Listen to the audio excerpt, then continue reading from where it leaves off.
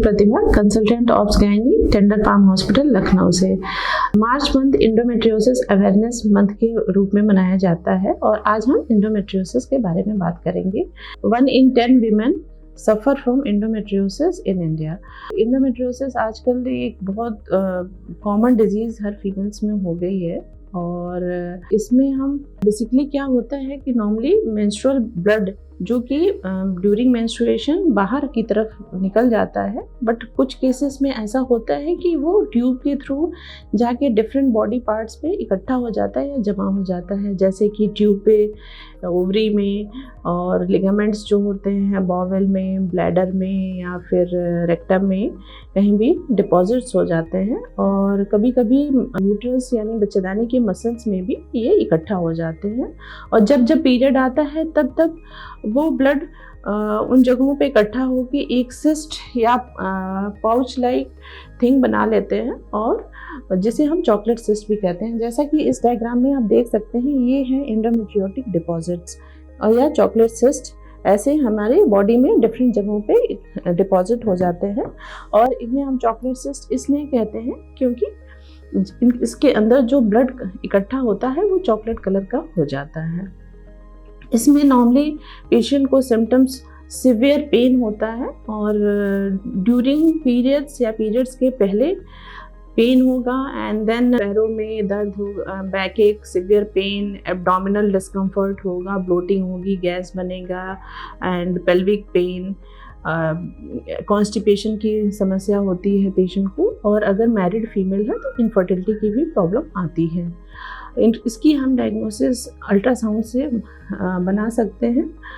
Ultrasound में हमें ground glass opacity दिखती है या ब्लड फिल्ड कैविटी दिखती है, जिसे हम इंडोमेट्रियोसिस या इंडोमेट्रियोमा कहते हैं। कुछ केसेस में जिसमें हमें सर्जरी प्लान करनी होती है उनमें हम MRI भी कराते हैं ताकि उसका एक्सटेंट देखने के लिए कि कहाँ तक उसका एक्सटेंशन हुआ है और उस हिसाब से हम अपनी सर्जरी को प्लान कर सकें। इसके ट्रीटमेंट में बेसिकली हम मेडिकल मैनेजमेंट भी करते हैं, उसके डिफरेंट ड्रग्स आते हैं, पेन किलर्स होते हैं एंड सर्जिकल मैनेजमेंट भी करते हैं। जो ग्रेड 1 ग्रेड 2 इंडोमेट्रियोसिस में उसमें मोस्टली हम मेडिकल मैनेजमेंट ही प्लान करते हैं और पेशेंट को लगातार फॉलो अप में रखते हैं ताकि उसका एक्सटेंशन ना होने पाए, डिजीज़ प्रोग्रेस ना होने पाए और रिकरेंस के भी चांसेस बहुत होते हैं। ग्रेड 3 ग्रेड 4 इंडोमेट्रियोसिस में हम सर्जरी के लिए बोलते हैं, बट सर्जरी की नुकसान ये है कि हम इसमें almost 70 to 80% of the ovarian reserve इसमें फॉल हो जाता है या फिर AMH होता है, उसका लेवल काफ़ी फॉल हो जाता है। इसलिए हम सर्जरी के पहले हर पेशेंट को AMH कराते हैं और उसकी वैल्यू बताते हैं और हम उन्हें समझाते हैं कि देयर इज़ ए चांसेस कि हमारी ओवरी सेक्रीफाइस करनी पड़े या फिर हमारा जो है ओवम है या ओवेरियन फॉलिकल्स हैं वो डिस्ट्रॉय हो जाएं।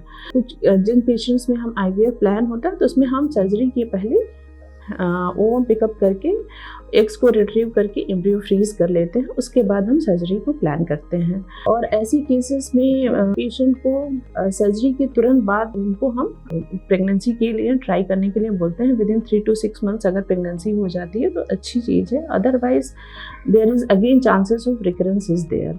और अगर आपकी डॉक्टर IVF की सलाह देते हैं even in young age also, तो आपको IVF बेझिझक कराना चाहिए और ये नहीं सोचना चाहिए कि अभी हमारा यंग एज है, एट द एज ऑफ 24-25 हम IVF क्यों कराएं। और क्योंकि डिजीज़ प्रोग्रेस होता रहता है और हम ग्रेड 3 ग्रेड 4 इंडोमेट्रियोसिस में चांसेस काफ़ी कम हो जाते हैं सक्सेस के IVF के भी, तो इसलिए IVF ज़रूर कराएं अगर आपको इंडोमेट्रियोसिस सीवियर ग्रेड का है और आपकी डॉक्टर अगर सलाह देती है। धन्यवाद।